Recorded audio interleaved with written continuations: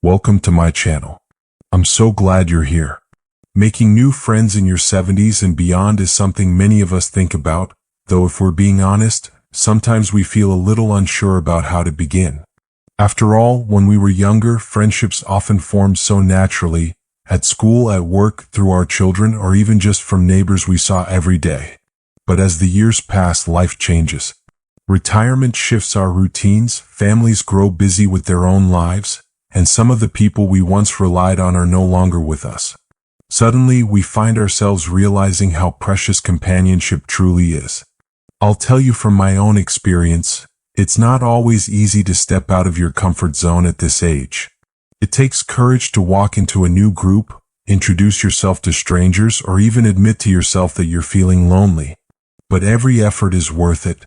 I can't tell you how many times I've pushed myself to attend something new, and walked away with not just a pleasant afternoon, but the beginning of a lasting friendship. That first step may feel heavy, but the reward on the other side is lighter than air. By the time we reach our 70s, we've seen so much of life, both the joys and the hardships. We've built careers, raised families, celebrated milestones, and endured losses.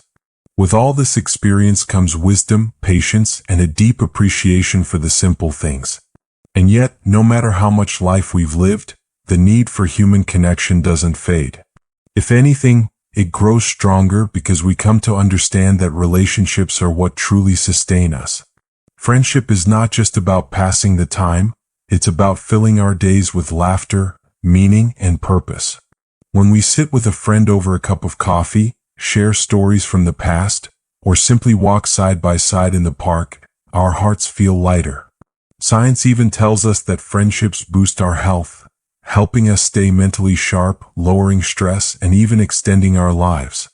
But beyond the science, I believe the greatest gift of friendship is that it reminds us we're not walking this journey alone. For many of us, the idea of making new friends later in life can feel intimidating. We may wonder, will I fit in? Do people really want to connect with someone my age? What if I don't know what to say? These doubts are natural, but they can hold us back from the very joy we're seeking. The truth is, people of all ages crave genuine connection. You have a lifetime of wisdom, humor, and kindness to share, and that makes you a wonderful friend to anyone open to knowing you. One of the most important things I've learned is that friendships don't have to look the same as they did when we were younger.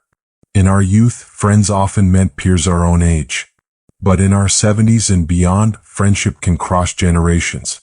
I've formed meaningful bonds not just with people my age, but also with younger neighbors, church members, and even college students I've mentored. These connections bring a richness to life, because each person offers a new perspective and energy. It's also helpful to remind ourselves that friendship is built on small, consistent gestures. A simple smile to someone at the library, a warm hello at the grocery store, or offering to help a neighbor carry their groceries. These moments often open doors to conversations that can grow into something deeper. Sometimes it's not about seeking a best friend right away, but about staying open to little connections that gradually blossom over time. And here's the part one love most. At this stage of life, we don't need dozens of friends to feel fulfilled. Even one or two close, reliable companions can make all the difference. Quality matters far more than quantity. That one friend you can call when you're having a tough day, or who remembers your birthday without being reminded, that's the kind of friendship that warms the soul. Now, the big question many of us ask is, where do I actually meet new people at this age? It's not like when we were children and could just make friends on the playground, or in our working years when colleagues became natural companions. In our 70s and beyond, we often need to be more intentional, but that doesn't mean it has to be difficult. Opportunities are all around us, sometimes in the most unexpected places. Take community activities, for example. Many towns and cities offer senior centers or clubs where people gather for exercise classes, card games, or hobby groups. These places aren't just about filling time, they're about creating spaces where conversations spark naturally. I remember signing up for a gentle yoga class at my local center, thinking it would just help with flexibility. What I didn't expect was to find a group of people who, like me, were looking for connection. After a few weeks, we weren't just stretching together, we were meeting for lunch, celebrating birthdays, and checking in on each other when someone missed a class. Volunteering is another beautiful way to meet people. When you give your time to a cause you care about, whether it's helping at a food bank, mentoring young people, or serving at church, you're instantly surrounded by people with similar values. There's something deeply bonding about working side by side for a common purpose. The friendships I've built through volunteering have been some of the most meaningful of my life, because they're rooted in kindness and service. And let's not overlook faith communities. Churches, synagogues, and other places of worship often hold small group gatherings, choir practices, or social events. Even if you're not deeply religious, these spaces can provide a sense of belonging and connection. I've seen lifelong friendships bloom simply because two people sat next to each other at a Sunday service and decided to share a meal afterward. For those who feel more comfortable at home, technology opens up a world of possibilities. Online book clubs, interest groups, and even video calls with old classmates can keep you connected. I know many seniors who were hesitant about using a computer at first, but now they can't imagine life without their online friendships. Just last year, I joined a virtual gardening forum, and I ended up forming a close bond with a woman across the country. We may never meet in person, but we share tips, photos, and encouragement every week. It feels just as real as any in-person friendship. The key is to start small. You don't need to change your whole life overnight. Attend one event, join one group, or say hello to one new person. Often, those little steps lead to connections that blossom in ways you never expected. Once we know where to look for new friends, the next step is learning how to nurture those connections. At this stage of life, it's not just about finding people to talk to. It's about building friendships that truly last, friendships that bring comfort, laughter, and mutual support. And for that, our personal qualities matter just as much as the opportunities we seek. The first quality is openness. It's easy to slip into the belief that after 70, people are set in their ways. But I've discovered that the friendships which mean the most often come when we allow ourselves to be open. Open to meeting someone different from us, open to trying a new activity, open to conversations that might feel a little unfamiliar. I remember once joining a painting class, even though I'd never held a brush before. To my surprise, I met a man there who loved art history. We couldn't have been more different. He had traveled the world studying galleries, and I was just learning to mix colors. But our openness to share and listen turned into a friendship that has lasted for years. Another essential quality is patience. Friendships take time to grow. When we were younger, we sometimes formed quick bonds, but in later life, people may be more cautious. Some are dealing with loss, health challenges, or simply adjusting to new routines. Building trust and comfort may take longer, and that's perfectly fine. A kind word, a consistent presence, and gentle patience can slowly turn an acquaintance into a true friend. And perhaps the most powerful quality is vulnerability. It's tempting to put on a brave face and act as though everything is fine, but real friendships are built when we allow ourselves to share honestly our joys, our struggles, our stories. I once confided to a neighbor how lonely I felt after my spouse passed away. To my surprise, she admitted she was going through the same thing. That moment of vulnerability created a bond that words cannot fully describe. Sometimes opening your heart is the very thing that invites someone else to open theirs. Kindness, too, should not be overlooked. A gentle smile, a remembered detail from a previous conversation, or a small act of help can mean the world. At this stage of life, it's not grand gestures that matter most, but the simple ones repeated over time. They're the bricks that quietly build the foundation of lasting companionship. Above all, friendship is a two-way street. It's not only about finding people who will be there for us, but about showing up for them as well. Offering your time, your listening ear, and your encouragement can make you the kind of friend others cherish deeply. And that, in turn, brings friendships that enrich your own life in ways beyond measure. One of the most beautiful truths I've discovered is that friendships in our 70s and beyond aren't just pleasant. They are vital. They touch every part of our well-being, emotional, mental, and even physical health.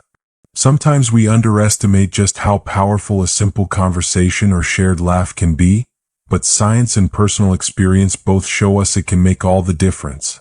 Emotionally, friendship brings us joy and comfort. There are days when the house feels too quiet, when memories of the past press heavy on the heart, or when loneliness tries to creep in. Having a friend to call, even just to share a cup of tea or talk about the weather, can lift that heaviness. I remember one winter morning when I felt especially isolated. I almost didn't answer the phone when a friend called. But when I finally picked up, we ended up laughing about an old memory for nearly an hour. By the time we hung up, the loneliness had melted away, replaced with warmth. That's the emotional gift of friendship. It reminds us that we're not alone. Mentally, friendships keep our minds sharp. Conversations challenge us to think, remember, and engage. Discussing a book, debating the news, or even playing a simple game like cards or chess gives the brain a healthy workout. Researchers have found that seniors with strong social ties are less likely to experience cognitive decline. But beyond the science, I've seen it firsthand. A close friend of mine joined a local bridge group in her late 70s, and she swears it's what keeps her memory strong. The combination of learning, laughing, and competing keeps her mind lively and alert. Physically, friendships can even improve our health. Studies show that seniors with close social connections tend to have lower blood pressure, reduced risk of heart disease, and stronger immune systems. It's amazing to think that something as simple as enjoying time with a friend can actually help the body heal and stay resilient. I think part of it comes from encouragement. We push each other to stay active, eat better, and take care of ourselves. I've joined walking groups because friends invited me, and I've gone to doctor's appointments sooner because someone reminded me. Sometimes we need that gentle nudge from a friend who cares. And then there's the sense of purpose friendship brings. When you know someone is counting on you, whether it's to show up at a club meeting or to simply share a meal, it gives your day structure and meaning. That feeling of being needed, of being part of someone's life, keeps the spirit strong. In my own life, I've noticed that the days I spend with friends are the days I feel most alive, because purpose is found in connection. So you see, making new friends in your 70s and beyond isn't just about passing the time. It's about building a healthier, happier, and more meaningful life. Friendship, in many ways, is medicine for the soul, and perhaps the best kind of medicine because it comes with laughter, stories, and love. Now, I won't pretend that making new friends in your 70s and beyond is always smooth sailing. There are real challenges, and it's important to acknowledge them. By speaking honestly about the obstacles, we can also find ways to move past them and open the door to new possibilities. One of the biggest hurdles is shyness or self-doubt. After so many years of living, it might surprise people that we can still feel nervous about introducing ourselves. But it happens more often than you'd think. Many older adults worry, what if no one wants to talk to me?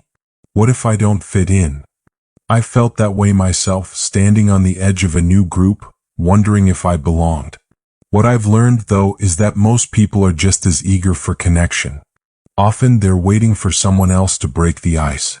A warm smile, a small question like, "Have you been coming here long?" These little gestures can open a door. And once you take that first step, it gets easier each time. Another challenge is health limitations. Some of us deal with mobility issues, hearing difficulties, or medical conditions that make socializing harder. I've seen friends withdraw because they felt embarrassed about using a cane or needing extra help. But I've also seen how supportive communities can be when we allow ourselves to show up as we are. Many senior centers, churches, and clubs are mindful of accessibility, and people are often kinder than we expect. The key is not letting our challenges define us, but letting our desire for connection lead the way.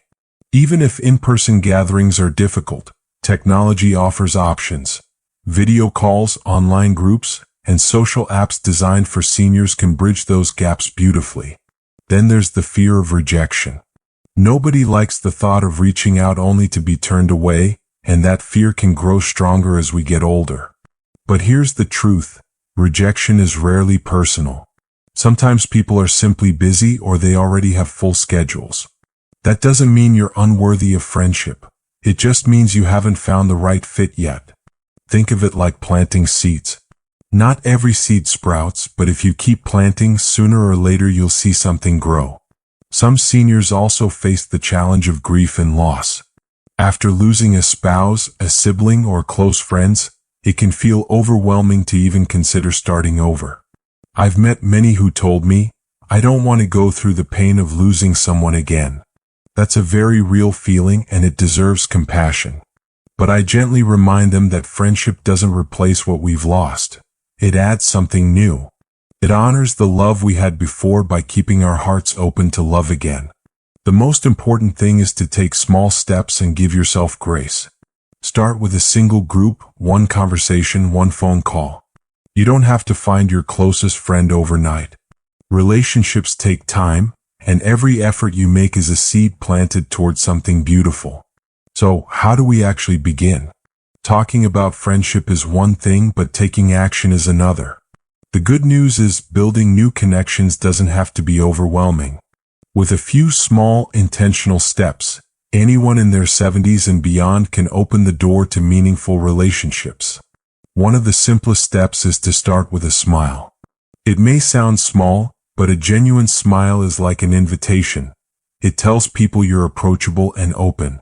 The next time you're at the grocery store, the library, or even just walking in the park, try making eye contact and smiling at someone nearby.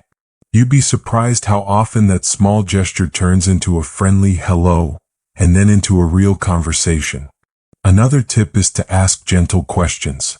People love to talk about themselves, and showing curiosity is a great way to connect. Simple openers like, "How long have you been part of this group?" or "What got you interested in this activity?" can break the ice naturally. When I joined a book club, I was nervous at first. But asking one woman what her favorite book was opened up a conversation that's lasted for years. It didn't feel forced. It felt natural because it came from genuine interest. Consistency is also important. Show up regularly. Whether it's a weekly class, a community meal, or a church gathering, being there consistently helps others recognize and trust you. The more familiar your face becomes, the easier it is for friendships to develop. Think back to how we made friends at school or work.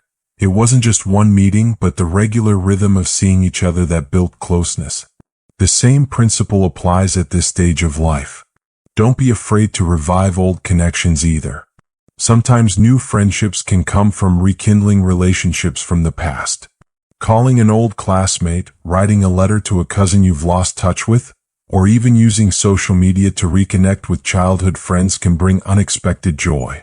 I once reached out to a neighbor I hadn't spoken to in years just to check in. Today she's one of the closest friends I have. And here's a practical piece of advice. Say yes more often. It's easy to say no when we're tired, when we're unsure, or when the idea of meeting new people feels uncomfortable. But saying yes to a coffee invitation, a neighborhood gathering, or a local event creates opportunities. I've learned that some of the best friendships start when we step out of our comfort zone, even just a little. Lastly, don't forget the power of giving. Offering help, baking a batch of cookies for a neighbor, or volunteering your time not only blesses others but also invites connection. When we extend kindness, people naturally respond with warmth, and often with friendship. The journey to new friendships doesn't require a grand plan. It's built step by step, moment by moment, with small acts of openness and courage. And before long, those little steps add up to something deeply rewarding. Sometimes, the best way to understand the power of friendship in later life is through real stories. These moments remind us that it's never too late to open our hearts and let new people in. I once knew a gentleman named Robert who lost his wife in his early 70s. For years, he felt like companionship was behind him. He spent most of his days alone, watching television and avoiding social gatherings. Then one day, his daughter convinced him to try a community gardening group. At first, he stood off to the side, unsure of what to say. But as the weeks passed, he started chatting with another widower who loved growing tomatoes. They began trading gardening tips, then recipes, and before long their friendship blossomed. Today they not only garden together but also share meals, go on short trips, and lean on each other through tough times. Robert often says that this friendship gave him a second chance at joy. Another story that touched my heart was about a woman named Helen. At 78, she decided to move into a senior living community. She admitted she was nervous. She thought everyone would already have their own circles of friends and she'd feel out of place. But instead of isolating herself, she signed up for a painting class in the community center. That's where she met Margaret, a fellow resident with a sharp wit and a love for storytelling. The two became inseparable. They not only painted side by side but also supported each other through health scares and family struggles. Helen told me once, "I thought I was just learning to paint, but really I was painting the canvas of a new friendship." And then there's my own story. A few years back, I joined a walking group mainly to stay active. On the very first day, I ended up walking next to a man who, like me, had grandchildren. We started talking about family, then about our lives, and before long, those morning walks became the highlight of my week. Over time, our friendship grew stronger. We began calling each other just to check in, celebrating birthdays together, and even supporting one another through personal challenges. What started as two people walking side by side turned into a bond that feels like family. These stories prove one powerful truth: friendship doesn't have an expiration date. It can arrive at 70, 80, or even 90. Sometimes it comes when you least expect it, through a shared hobby, a new community, or simply a chance encounter. The only requirement is to keep your heart open. Making a new friend is only the beginning. The real beauty of friendship comes when we nurture it, when we put in the care and attention that allows it to grow stronger with time. In our 70s and beyond, we may not have the same energy we once did, but what we do have is wisdom, the understanding that relationships are treasures worth protecting. The first key is communication. Just like a garden needs watering, friendships need regular contact. It doesn't have to be complicated. Sometimes a quick phone call, a simple text, or even a handwritten note can make all the difference. Reaching out just to say, "I was thinking of you today," can brighten someone's whole week. I have a friend who calls me every Sunday afternoon, and that routine has become a cherished part of my life. It's not about long conversations, it's about consistency. Another way to deepen friendship is through shared experiences. Doing things together builds memories, and memories strengthen bonds. It doesn't need to be grand or expensive. Taking a walk, cooking a meal together, attending a local concert, or even watching a favorite TV show side by side can create special moments. I still smile when I think of a friend who invited me to bake cookies with her one rainy afternoon. It was a simple act, but the laughter we shared in that kitchen turned into one of my fondest memories. Trust is another cornerstone of lasting friendships. At our age, we know that true friends are the ones we can rely on, the ones who keep our confidences, who show up when we need them, and who accept us as we are. Trust is built slowly through honesty and reliability. If you say you'll be there, be there. If someone shares something personal, hold it with care. These are the small but powerful acts that turn acquaintances into lifelong companions. It's also important to practice forgiveness and flexibility. Nobody's perfect. Friends will sometimes disappoint us just as we may disappoint them. But holding on to small grievances only creates distance. Choosing grace, letting go of little misunderstandings, and remembering the bigger picture. These are the things that keep friendships strong. At this stage of life, we know how precious time is, and it's far better spent in kindness than in holding grudges. Lastly, don't underestimate the power of gratitude. Letting your friends know how much they mean to you deepens the bond in ways words alone can't describe. A simple, "I'm so glad we met," or "Your friendship makes my life brighter," can touch the heart deeply. I once wrote a short note to a friend, just thanking her for always being there. She told me later she kept that note in her nightstand and read it whenever she felt down. Gratitude doesn't just strengthen friendships. It multiplies joy. When we put love, effort, and appreciation into our friendships, they don't just survive, they thrive. And in thriving, they give us the gift of laughter, comfort, and connection that makes every day a little more meaningful. As we come to the close of this conversation, I want to remind you of something important. It is never too late to make new friends.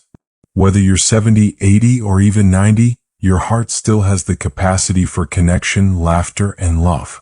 Friendship doesn't belong only to the young, it belongs to all of us at every stage of life. We've talked about where to meet new people, the personal qualities that make friendship bloom, the incredible benefits friendships bring to our health and happiness, and even the challenges we face along the way. And through it all, one truth stands tall. The human spirit is designed for connection. We are not meant to walk this journey alone. So I encourage you, take that first step. Join a local group, call an old acquaintance, say yes to an invitation, or simply smile at someone new tomorrow. Even the smallest effort can lead to something extraordinary. If this message has touched you, I'd love for you to subscribe to my channel, share this video with someone who might need it, and tell me your own friendship stories in the comments below. Remember, you are never too old, never too late, and never too far from finding a new friend.